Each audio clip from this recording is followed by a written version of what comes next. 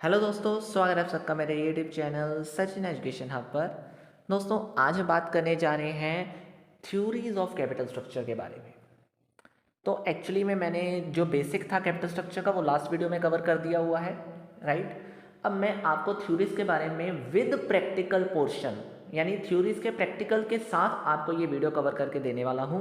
और सबसे important, theories थोड़ी बड़ी हैं तो वो पार्ट वाइज हर एक वीडियो में डिवाइड होती जाएंगी। तो आज हम सबसे पहली थ्योरी नेट इनकम अप्रोच के बारे में पढ़ेंगे। तो चलिए जल्दी से करते हैं स्टार्ट। सबसे पहले आपने ये समझना है कि नेट इनकम अप्रोच है क्या, फिर ही हम इसके प्रैक्टिकल को आसानी से समझ सकते हैं, नहीं तो पहले समझ में नहीं आएंगे अगर आप डायरेक्टली शुरू कर देते हो।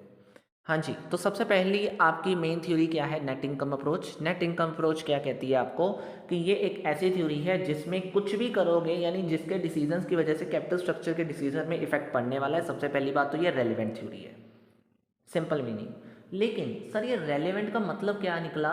मतलब ये निकला कि हम ज़्यादातर कंपनी में दो ही चीज़ें करेंगे, मतलब कैपिटल स्ट्रक्चर के अंदर दो ही सोर्सेज के बारे में हम ज़्यादा पढ़ते हैं। One is debt and the other one is equity.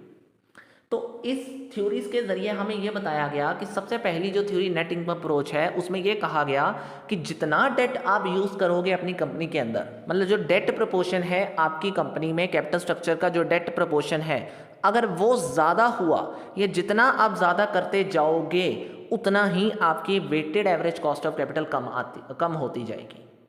पहले तो इतना समझो। मतलब नेट इनकम अप्रोच हमें यह बता रही है कि जितना हम डेट प्रपोर्शन इंक्रीज करेंगे अपनी कंपनी के अंदर, मतलब जितना मैं डेट यूज करूंगा अपनी कंपनी के अंदर, उतना ही मेरी weighted average cost of capital कम होती जाएगी। Major reason is debt is a cheaper source. अब मुझे कम कॉस्ट लग रही है किसी चीज़ को पे करने में, तो ऑब्वियस सी बात है मेरी weighted average cost of capital कम आ जाएगी। Weighted average cost of capital क्या होता है? मतलब मेरे जो सोर्सेज हैं जिनसे मैं पैसा रेज आउट कर रहा हूँ उन चीज़ों के ऊपर, जैसे मैंने ये चीज़ बताई भी थी चाहे कॉस्ट ऑफ कैपिटल के अंदर, जैसे मैं इक्विटी शेयर्स इशू कर रहा हूँ तो ऑफकोर्स मैं इशू करके कुछ लोगों से पैसा ले रहा हूँ, मतलब वो मेरे शेयर्स परचेज कर रहे हैं। वो क्यों कर रहे हैं मेरे शेयर्स परचेज? जस्ट बिकॉज मुझे उसके ऊपर उनको कोई रिटर्न देना है, डिविडेंड। ऐसे ही डिबेंचर्स के ऊपर इंटरेस्ट देना पड़ता है। तो ये जो चीज़ें आप दे रहे हो, मतलब अपने पैसे रेज तो कर रहे हो लेकिन साथ ही में उस जो कैपिटल को रेज आउट कर रहे हो उसके ऊपर कुछ आप कॉस्ट दे रहे हो। वो कॉस्ट क्या है? Cost of capital, right. तो अगर वो कम हो जाएगी तो उससे क्या होने वाला है?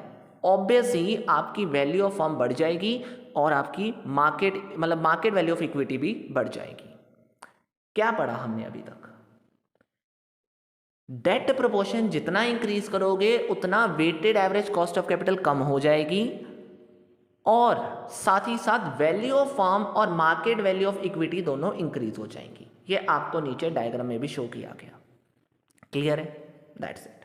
देखिए, आप डेट प्रोपोर्शन जितना इंक्रीज करोगे कॉस्ट ऑफ इक्विटी और कॉस्ट ऑफ डेट तो कांस्टेंट प्रोपोर्शन में सेम बिल्कुल स्ट्रेट लाइन में आपको दिख रहे होंगे, लेकिन के ओ जो है वो रेगुलरली डिक्लाइन होता जा रहा है जितना आप डेट का इस्तेमाल करते जा रहे हो, राइट।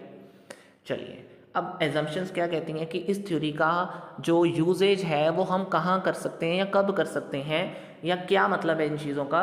के डी एंड के ई विल रिमेन कॉन्स्टेंट, आपने डायग्राम में देखा। ये थ्योरी कहती है कि इस थ्योरी का मानना है कि जो हमारा कॉस्ट ऑफ डिबेंचर्स और कॉस्ट ऑफ इक्विटी है वो कांस्टेंट वे में रहेंगे और के ओ जो है वो डेट की वजह से डिक्लाइन होता जाएगा। जो हमने डायग्राम में देखा वही अजम्पशंस यहाँ पे दिख रही हैं आपको। थर्ड है market value of equity of firm will be increase, यही हमने ऊपर पढ़ लिया। तो जो चीज़ हमने ऊपर पढ़ी डायग्राम में देखा वही चीज़ आपकी अजम्पशन मानने वाली है इस थ्योरी के अंदर। अब हम थोड़ा सा प्रैक्टिकल पोर्शन के ऊपर आ जाते हैं क्योंकि ज़्यादातर ये थ्योरीज का जो मेजर वर्क है वो प्रैक्टिकल पोर्शन में कवर होता है। तो सबसे पहले आपके सामने क्या लिखा हुआ है? वैल्यू ऑफ फर्म निकालने का फॉर्मूला। अगर आप नेट इनकम अप्रोच की बात करते हो तो वैल्यू ऑफ फर्म निकालने का फॉर्मूला क्या है? S plus D. What is S and what is D? D means debentures की value, S means market value of equity. मेरी इक्विटी शेयर्स की वैल्यू कितनी है मार्केट में और मेरे डिबेंचर्स की वैल्यू कितनी है, दोनों को ऐड करके आपको पता चल जाएगा कि मेरी वैल्यू ऑफ फर्म कितनी है। उसके बाद आता है, अगर आपने सर अब मार्केट वैल्यू ऑफ इक्विटी निकालना है तो उसके लिए मुझे कॉस्ट ऑफ कैपिटल चाहिए, कॉस्ट ऑफ इक्विटी चाहिए। लेकिन कॉस्ट ऑफ इक्विटी तो चाहिए लेकिन उसके साथ एक और चीज चाहिए, that is E S H. What is E S H? That is earning in the hand of share holders. आपने ईपीएस निकाला होगा। अगर नहीं निकाला तो इसमें आपको फॉर्मेट भी मिल जाएगा कि ईपीएस भी आप कैसे निकालते थे, अगर आपको याद है। नहीं याद है तो कोई बात नहीं, वो भी आने वाले चैप्टर्स में आपको डिस्कस कर दिया जाएगा। मेन चीज़ क्या है, S, that is S means market value of equity कैसे निकालनी है। Earning in the hand of share holder, मेरे इक्विटी शेयर होल्डर्स के पास जितनी अर्निंग्स है उनको जब K E that is cost of equity से डिवाइड कर दोगे तो what will be you get the answer, that is S, market value of equity. And the last one is K O, K O means weighted average cost of capital. ये theory ने आपको 3 concept बताए थे, आपको market value of equity के बारे में, के ओ के बारे में और वैल्यू ऑफ फर्म के बारे में, और डेट के साथ उसका यूजेज बताया था। तो सिमिलरली इन तीनों चीज़ों को हमने निकालना है। अब के ओ कैसे निकलेगा, के ओ कैसे निकलेगा यानी weighted average cost of capital कैसे निकलेगा, जितनी हमारी फर्म की अर्निंग है दैट इज एबिट, EBIT, ऐसे हमारा प्रॉफिट कितना है, earning before interest and tax जितना हुआ उसके साथ हमने डिवाइड कर देना है, that is value of firm, मतलब पूरी कंपनी की अर्निंग डिवाइडेड बाय उसका प्रॉफिट, जितना प्रॉफिट कंपनी का डिवाइडेड बाय पूरी फर्म की अर्निंग वैल्यू। ठीक है, तो ये 3 फॉर्मूले मैंने आपको करवाए। 3 फॉर्मूले का मतलब क्या था, सबसे पहले वैल्यू ऑफ फर्म निकालिए market value of equity plus debentures की वैल्यू के साथ, और मार्केट वैल्यू ऑफ इक्विटी कैसे निकालनी है, earning in the hand of share holder divided by K E that is cost of equity, और the last one is K O निकालने के लिए आपको एबिट के साथ जो वैल्यू ऑफ फर्म आपने ऊपर निकाली है उसको डिवाइड कर दोगे तो आपके पास weighted average cost of capital की वैल्यू भी निकल आएगी। That's it, all about that, हो गया।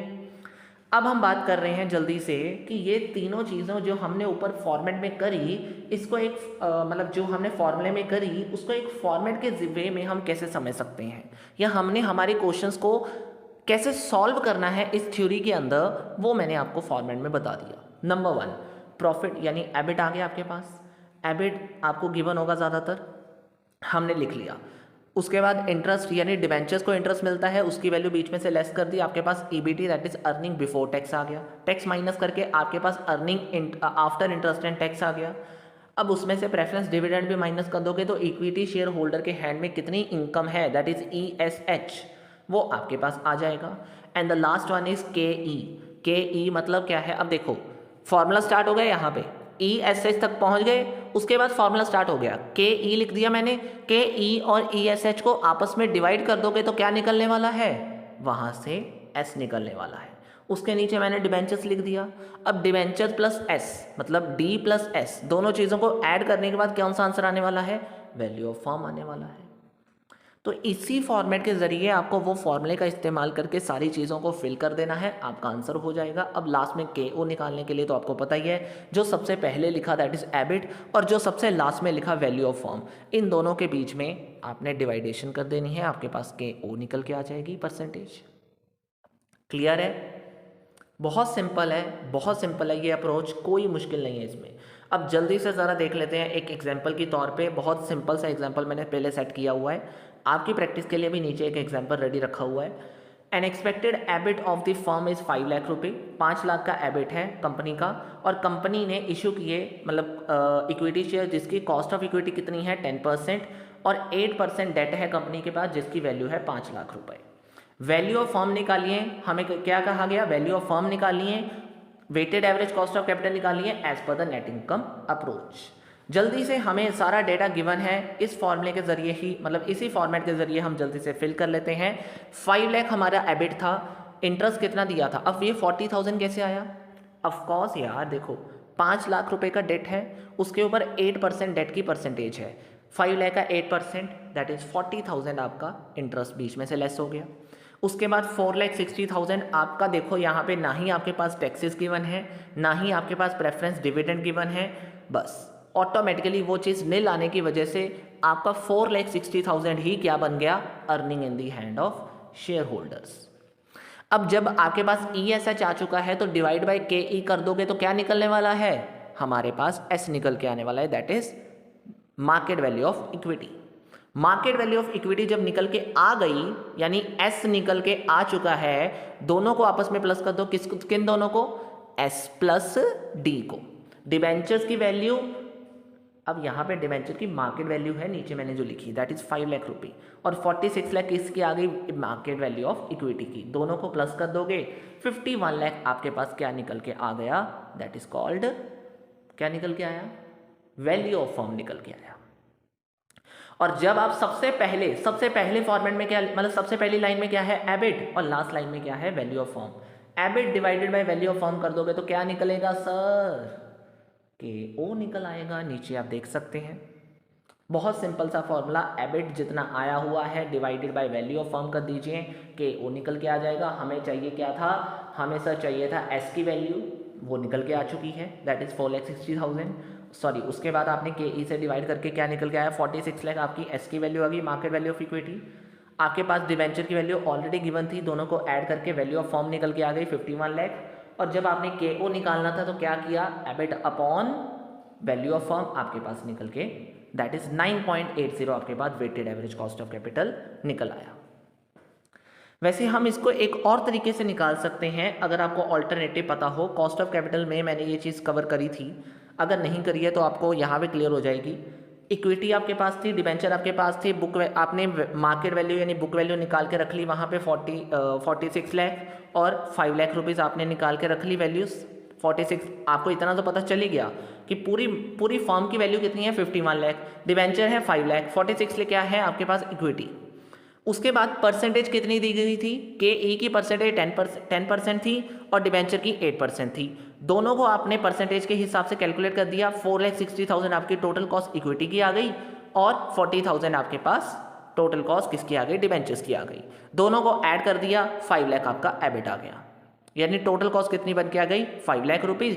5 लाख को आपने जो आपकी मार्केट वैल्यू का टोटल दैट इज 51 लाख है उसके साथ डिवाइड कर दिया, सेम आंसर आपके पास वहां पे निकल के आ जाएगा। एक बार अच्छे से देख लीजिएगा। सेकेंड ऑल्टरनेटिव आप यूज़ कर सकते हो, अगर आपने कॉस्ट ऑफ कैपिटल वाले चैप्टर को भी अच्छे से करना है तो आपको ये चीज़ समझ में आ जाएगी। अदरवाइज आप फॉर्मूले के जरिए भी कर सकते हो, दोनों चीज़ें ही आंसर में सेम आने वाली हैं। डन। जल्दी से अब आपकी प्रैक्टिस के लिए क्वेश्चन मैं दे रहा हूं आपको। एग्जाम्पल नंबर 2 में आपके पास है वैल्यू ऑफ फर्म 1 करोड़ रुपए है, 1 करोड़ रुपीज आपकी वैल्यू ऑफ फर्म है। कंपनी ने आपको कहा कि 9% डिबेंचर हम इशू करते हैं लेकिन इतना इंटरेस्ट देते हैं। अब डिबेंचर की वैल्यू भी नहीं दी सर यहाँ पे, तो अरे कुछ नहीं होता यार, जितना इंटरेस्ट दिया है डिवाइडेड बाय परसेंटेज, आपके पास मार्केट वैल्यू ऑफ डिबेंचर आ जाएगी। जितना इंटरेस्ट दिया होता है डिवाइड कर दीजिए परसेंटेज के साथ, आपके पास कौन सी वैल्यू निकल आएगी, आपके डिबेंचर्स की वैल्यू निकल आएगी। के ओ और के ई आपको 9% दे दिया। क्या निकालने के लिए कहा है sir, market value of equity S निकालना है। तो एस कैसे निकलता होता है, earning in the hand of share holder, sorry हाँ जी बिल्कुल, earning in the hand of share holder divided by K E आपको गिवन दिया हुआ है, earning in the hand of share holder. अब earning in the hand of share holder कैसे निकलेगा सर, एबिट पता होना चाहिए, वो तो हमें पता नहीं है। तो एबिट कैसे पता चलेगा, यहाँ पे के ओ दिया हुआ है। एबिट कैसे पता चलेगा, के ओ दिया हुआ है और वैल्यू ऑफ फर्म भी दे दी हुई है। तो के ओ वाला फॉर्मूला मैंने ऊपर करवा दिया आपको, के ओ दे दिया 9%, आपका फॉर्मूला के ओ का क्या था, EBIT upon value of firm. तो वैल्यू ऑफ फर्म को 9% कर दोगे तो क्या निकल के आ जाएगा, दैट इज एबिट निकल के आ जाएगा। आप नीचे देख सकते हैं एबिट कैसे निकला, वैल्यू ऑफ फर्म जितनी थी उसका 9% कर दिया, 9 लाख रुपीज आपके पास आ गया एबिट। इंटरेस्ट आपको पता था 2 लाख रुपये है। अब 2 लाख का आपने कितने परसेंट कर दिया होगा डिवेंचर की वैल्यू निकालने के लिए, 16% जब आपने कर दिया तो नीचे देखिए सेकेंड लास्ट कॉलम में 22,22,222 आपके पास डिवेंचर की वैल्यू आ गई, राइट। ऐसे ही आपने इस फॉर्मेट में सारी चीज़ों को फिल किया। सबसे पहले आपके पास एबिट आ गया, एबिट की हेल्प से आपने earning in the hand of share holder निकाला, ईएसएच को के ई के साथ डिवाइड करके क्या निकलता है, that is market value of equity, ठीक है, एस निकलता है।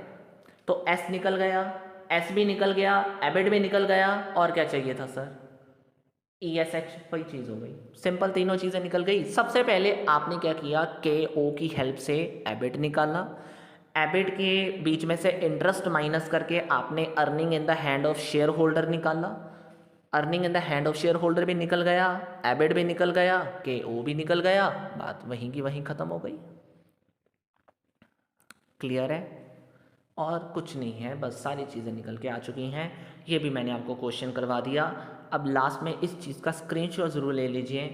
ये आपने अच्छे से करके मुझे कमेंट बॉक्स में ज़रूर आंसर देने हैं कि इस चीज़ का आंसर क्या आने वाला है।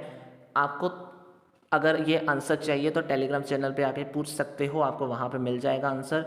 अदरवाइज़ आप कमेंट बॉक्स में भी मुझे कमेंट कर दीजिएगा ये आपका आंसर है। I will giving you the right answer of this question, you will check it very well. ठीक है जी, तो आज की इस वीडियो में इतना ही था फ्रेंड्स।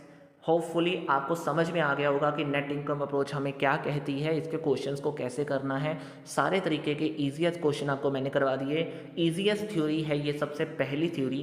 मेरे ख्याल से इसके बारे में अगर आपको थ्योरी क्वेश्चन भी आ जाए तो भी आप आसानी से नंबर ले सकते हो। प्रैक्टिकल आ गया तो भाई मार्क्स ही मार्क्स हैं, फुल फ्री के मार्क्स मिल जाएंगे आपको, इतना आसान है ये चीज़। क्लियर है? बस आपको फॉर्मूले 3 कौन से याद रखने हैं? Value of firm, market value of equity, के ओ, बात वहीं पे खत्म, दैट्स इट। नहीं तो ये फॉर्मेट याद रख लीजिए, उससे भी इजी हो जाएगा। ठीक है जी, तो ये नोट्स आपको टेलीग्राम चैनल पे मिल जाएंगे दोस्तों। तो अगर आपने अभी तक मेरा टेलीग्राम चैनल ज्वाइन नहीं करा है तो लिंक आपको डिस्क्रिप्शन बॉक्स में मिल जाएगा। वेबसाइट पे सारी अपडेट है, sachineducationhub.co.in पे जा सकते हो आप। और साथ ही साथ अगर किसी को भी किसी भी तरह की कोई कॉमर्स क्लासेस चाहिए, हम वहाँ पे ऑनलाइन क्लासेस भी प्रोवाइड करते हैं, मैं ही टीच करता हूँ, तो you can also join it as with me. ठीक है, जब मर्जी आप किसी भी सब्जेक्ट की क्लासेस ले सकते हो, कोई प्रैक्टिकल थ्योरी जैसे भी है आप ले सकते हो, मेरे साथ कांटेक्ट कर सकते हो। उसकी इन्फॉर्मेशन भी आपको टेलीग्राम चैनल में मिल जाएगी और साथ ही साथ वेबसाइट पर भी मिल जाएगी। सब चीज़ों के लिए लिंक आपको वीडियो डिस्क्रिप्शन में भी अवेलेबल कर दिया गया है। नए हो चैनल पे तो सब्सक्राइब जरूर कर दीजिएगा और वीडियो को ज़रूर लाइक करके जाइएगा अगर अच्छी लगी है तो। Thank you so much, have a nice day.